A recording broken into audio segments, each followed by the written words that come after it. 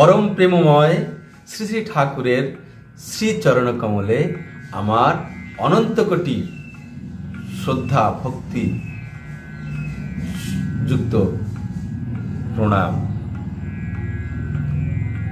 आशा करी आपनारा सकलेई भालो आछेन, सुंदर आछेन, स्वास्थ्य सुदीर्घ जीवी हওয়ার मतो जे पद्धति जे रास्ता सदाचार स्वास्थ्य सम्बन्धीय सबकिछु पालन करे श्री श्री ठाकुर के माथाय करे निये इष्ट के जार जार इष्ट के माथाय करे निये एगिए चलछेन सेई अमृतेर पथे। आमरा सेई अमृत पथयात्री सकल दादा ओ मायेदेरके आमी आमार अंतरेर प्रेम प्रीति भालोबासार संगे आनंदित जयगुरु जानाई। आशा करी सकले भालोई आछेन। एर पूर्ववर्ती भिडियोटिते आमरा आलोचना करेछिलाम अनेक कथाई, तार मध्य किछु कथा बोलछि जेमन कामिनी कांचन थेके कामिनी थेके काम बाद दिलेई इनी मा हये पड़ेन, विष अमृत हये गेल। प्रत्येक माई जगत जननी, प्रत्येक मेई निज मायेर विभिन्न रूप। मातृभाव हृदय प्रतिष्ठित होले আর কাম ভাব জাগতে পারে না। আমার কাম ক্রোধাদি গেল না বলে চিৎকার করলে তারা কখনোই যায় না। এমন কর্ম এমন চিন্তা অভ্যাসে পরিণত করে নিতে হয় যেগুলি যাতে কি কাম ক্রোধের গন্ধও না থাকে।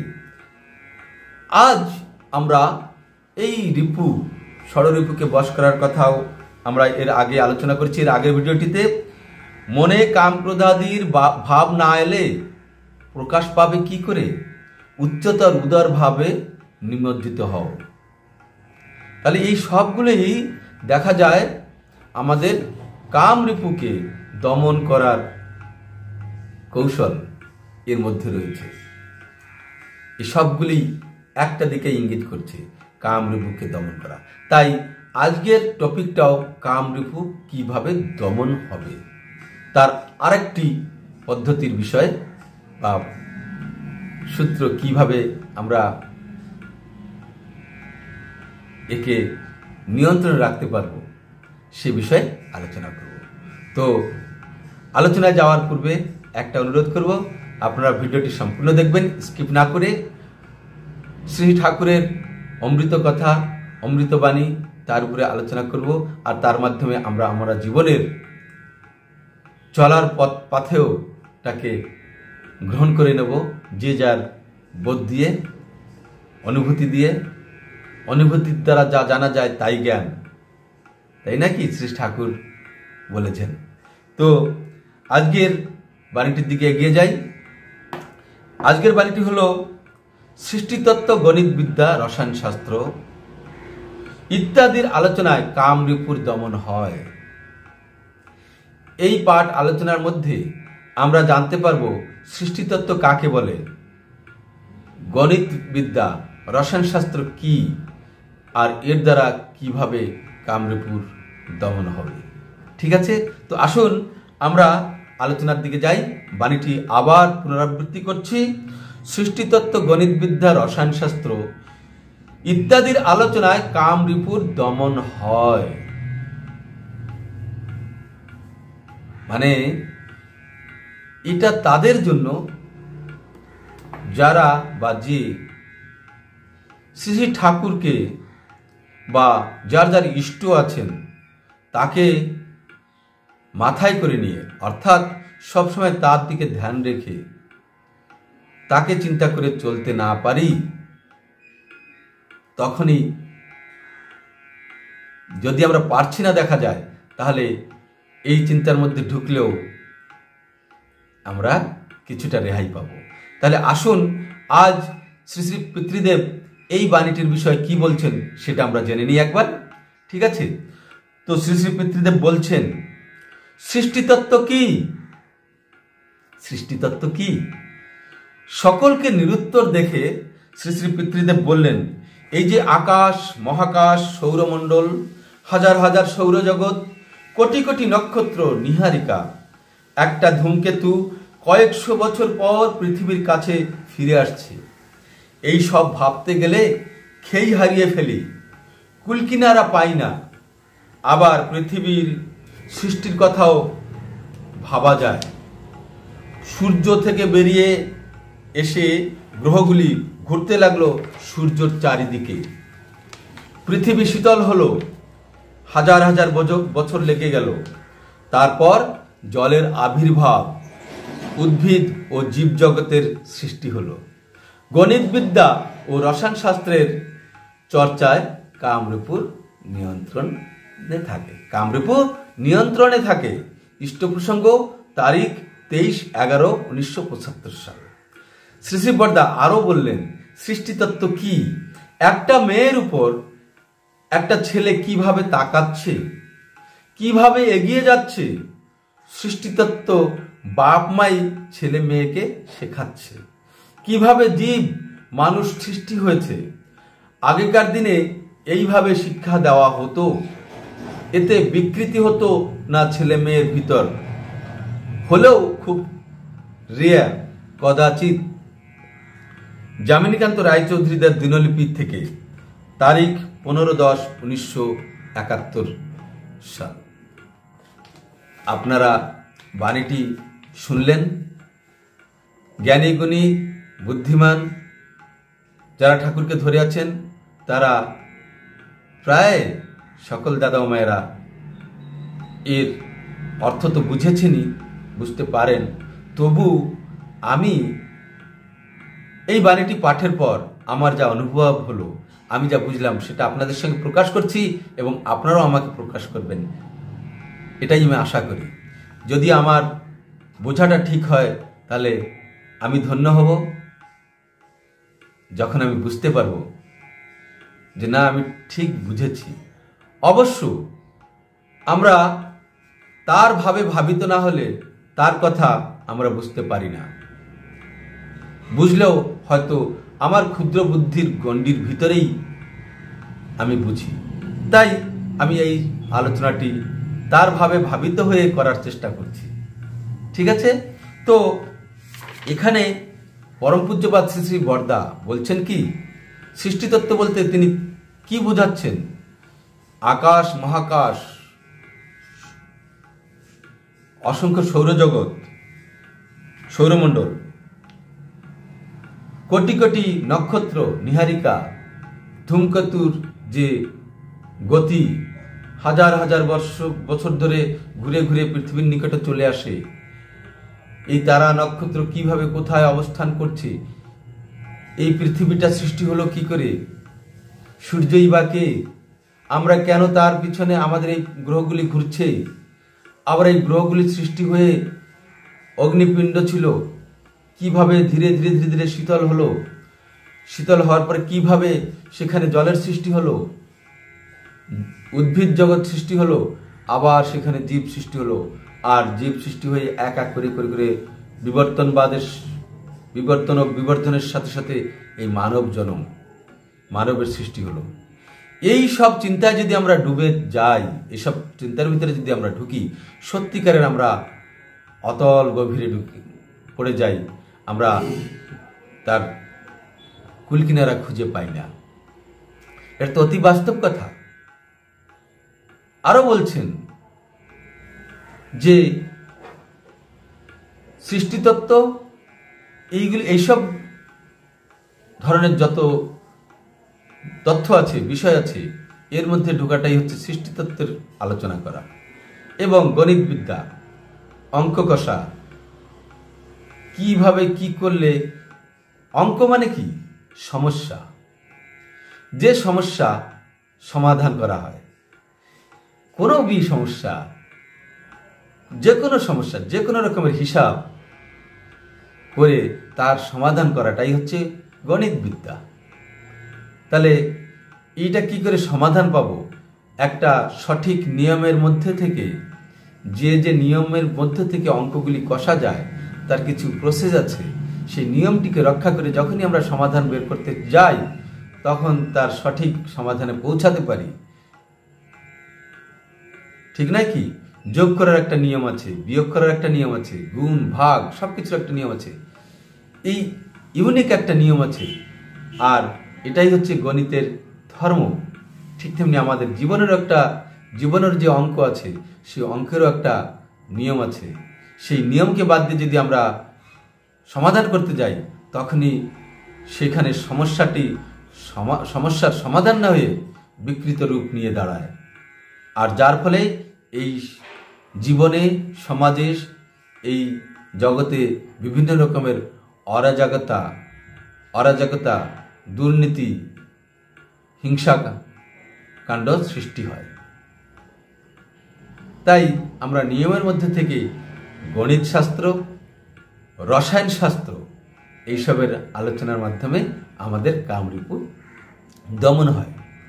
আবার শ্রী শ্রী পিতৃদেব বলছেন যে বাবা মাই ছেলে মেয়েদেরকে শেখায় কিভাবে সৃষ্টি এগিয়ে যাচ্ছে, মানুষের সৃষ্টি হচ্ছে বাবা মার মাধ্যমেই ছেলেমেয়েরা বুঝতে পারে।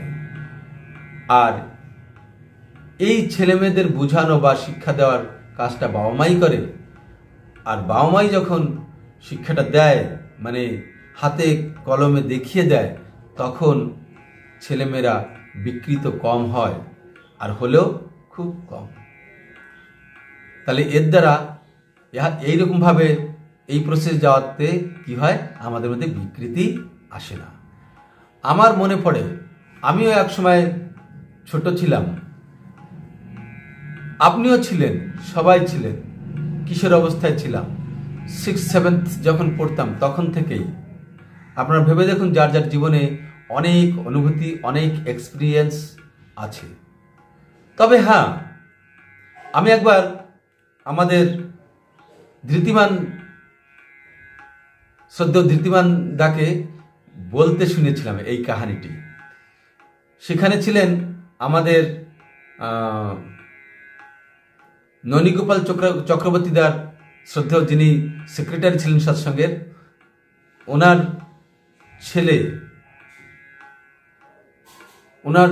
ছেলে ঋচিরঞ্জন চক্রবর্তী, আরো অন্যান্য দাদারা ছিলেন, আমিও সেখানে ছিলাম। তো ধৃতিমান দাদা বলছেন, শ্রদ্ধেয় ধৃতিমান দা বলছেন যে উনি যখন কোথাও এক জায়গায় এই আশ্রম ছেড়ে, দেওঘর আশ্রমে উনি বড় হন, ওখান থেকে বাইরে কোথাও পড়তে গিয়েছিলেন। তো সেখানে গিয়ে দেখেন যে তার বন্ধু বান্ধবেরা যেখানে সেখানে থুতু ফেলতে তাদের কোনো বিচার নেই, যে কোনো স্থানে থুতু ফেলে। ধৃতিমান দা এই জিনিসটা দেখে তার একটু অসুবিধা বোধ করলেন, কারণ তিনি এই অভ্যাসে অভ্যস্ত নন। এই সংস্কারটা আগে উনি দেখেননি, তিনি জানতেনই না যে যেখানে সেখানে থুতু ফেললেও চলবে। তিনি জানতেন থুতুটা কোথায় ফেলতে হয়, সেটাই তিনি জানতেন। তাহলে আমি এই ছোট্ট উদাহরণটা দিয়ে এই কথাটাই বলতে চাইছি যে যারা ভালো সংস্কার, সুপরিবেশ, ভালো বন্ধুবান্ধব, সৎ পরিবেশের মধ্যে মানুষ হয়েছেন, তারা মন্দটা জানেইও না। আবার আমাদের মতন যারা অশিক্ষিত, কুসংস্কারে পূর্ণ বিভিন্ন স্থানে আমরা যারা জন্ম নিয়েছি, সেই পরিবেশের প্রভাব তো আমাদের মধ্যে পড়েই থাকে। সেই পরিবেশের ভিতর থেকে যে ছেলেমেয়েরা আছে তাদের সঙ্গেই আমরা মিশে থাকি। তারা যেভাবে চিন্তা করে সেই চিন্তাতেই আমরা চিন্তিত হই। তাই চোর, গুন্ডা, বদমাইশ যাদের সঙ্গে আমরা মিশবো, আমাদের মন তেমনিভাবে ভাবিত হবে এবং আমরা সেইভাবে চলবো। আমাদের চলনচিত্রটাও তেমনিভাবে গড়ে ওঠে। তো আমি দেখেছি, আমার এটা বলার উদ্দেশ্যটা, ছেলেমেয়েরা এই কাম চরিত্রকে চরিতার্থ করার জন্য, ইন্দ্রিয় সুখ ভোগ করার জন্য কেউ সে বিভিন্ন রকমের সাধন বা বিভিন্ন রকমের উপায়ের আশ্রয় নিয়ে থাকে। তার মধ্যে আমার বলতে কোনো সংকোচ বোধ করছি না, কেননা আমি বললেও আপনারা জানেন, না বললেও আপনারা জানেন, এটা সমাজে চলছে। এবং বিভিন্ন ইউটিউব ভিডিও মাধ্যমে আমরা দেখছি, তার এন্টারটেনমেন্টও করছি, যেটাকে বলা যায় সেক্স জনিত চর্চা, সেক্স রিলেটেড ভিডিও এবং এই ধরনের মনোরঞ্জনকারী ভিডিও এবং সাহিত্য। সাহিত্য তো বলা যায় না, সাহিত্য মানে যা সমাজের মঙ্গল করে তাকেই সাহিত্য বলা হয়। যেসব লেখা, চটি, বিভিন্ন রকমের পুস্তকাদির মাধ্যমে, অশ্লীল অ্যাডভার্টাইজমেন্টের মাধ্যমে, টিভিতে ছায়াছবি, পিকচার, মুভি এর মাধ্যমে আমরা বিভিন্ন রকমের যে উত্তেজক বিষয়গুলি আমাদের মাথার মধ্যে এসে ঢোকে, তার কারণে আমাদের মধ্যে কামভাবের জাগ্রত হয়। আর সেই কামভাবটাকে শান্ত করার জন্য, চরিতার্থ করার জন্য আমরা বিভিন্ন রকমের উপায় খুঁজে নিই, যে যার মতো। কেউ হয়তো কোনো বিপরীত লিঙ্গের প্রতি আকৃষ্ট হয়ে তাকে কি করে পাওয়া যাবে তার পিছনে অর্থ, কর্ম বিভিন্ন রকমের ভাবে সে ব্যয় করে। ছেলেরা সাধারণত হস্তমৈথুন বা মাস্টারবেট, ছেলে মেয়েরা, যুবক যুবতীরা এইসব রং ওয়েতে নিজের ইন্দ্রিয় সুখ অনুভব করার জন্য চেষ্টা করে এবং তাতে অ্যাডিক্টেড হয়ে যায়, আসক্ত হয়ে পড়ে। আর এই আসক্তিটা ধীরে ধীরে এমনভাবে তাদের মধ্যে মজ্জাগত হয়ে যায় যে তাদের সামনে প্রকৃত যে সুখভোগের সময় আসে, প্রকৃতভাবে যেটাকে এনজয় বা যার উপযোগিতা আছে, যেটাকে কাজে লাগানোর দরকার, তখন তারা তার সেই ক্ষমতাটা হারিয়ে ফেলে এবং ধ্বজভঙ্গ, শিথিলতা, বিভিন্ন রকমের রোগে রোগাগ্রস্ত হয়ে পড়ে, বিকৃত। তার মানে কি, আমাদের চারিপাশে যা কিছু আছে বিকৃত জিনিস। উড়িয়াতে একটা কথা আছে, সাগুনা বসিছি ডেনা মেলেই। তার মানে আমাদের চতুর্পাশে শকুনের মতো অনেক জিনিস ডেনা মানে পাখা মেলে বসে আছে আমাদেরকে গ্রাস করার জন্য। আর তার থেকে বাঁচবার একটাই মাত্র উপায়, সদ্গুরুর শরণাপন্ন হওয়া। সদ্গুরুর শরণাপন্ন হও, সৎসঙ্গের আশ্রয় গ্রহণ করো, সৎনাম মনন করো। আমি নিশ্চয় করে বলছি, তোমার উন্নয়নের জন্য আর ভাবতে হবে না। শ্রী ঠাকুরের বাণী। তো আমাদের এইসব জিনিস থেকে বাঁচার একটাই মাত্র উপায়, ঠিক সময় দীক্ষা গ্রহণ। তাই সৃষ্টিতত্ত্ব, গণিতবিদ্যা, রসায়নশাস্ত্র এইসব নিয়ে যারা পড়ে থাকে বা এইগুলির প্রতি যারা এইগুলি নিয়ে থাকে, তারা কাম রিপুর চক্করে খুবই কম পড়ে। আর ইষ্ট যদি থাকে তাহলে তার কোনো কথাই নেই। আমি একবার ভারত সেবাশ্রম থেকে একটা ব্রহ্মচর্যের নিয়ম পালন করার একটা পুস্তক পড়েছিলাম। সত্যিকারের সেই পুস্তকটি যখন আমি পেয়েছিলাম, আমার জন্য অনেক লেট হয়ে গেছিল। যদি আমি ঠিক সময়ে ওই পুস্তকটি পেতাম, হয়তো আমার জীবনে কার্যকারী করতে পারতাম। তবু আমি যখন পেয়েছি তখন থেকে কার্যকারী করার চেষ্টা করেছি। তো সেইখানে অনেক নিয়ম আছে।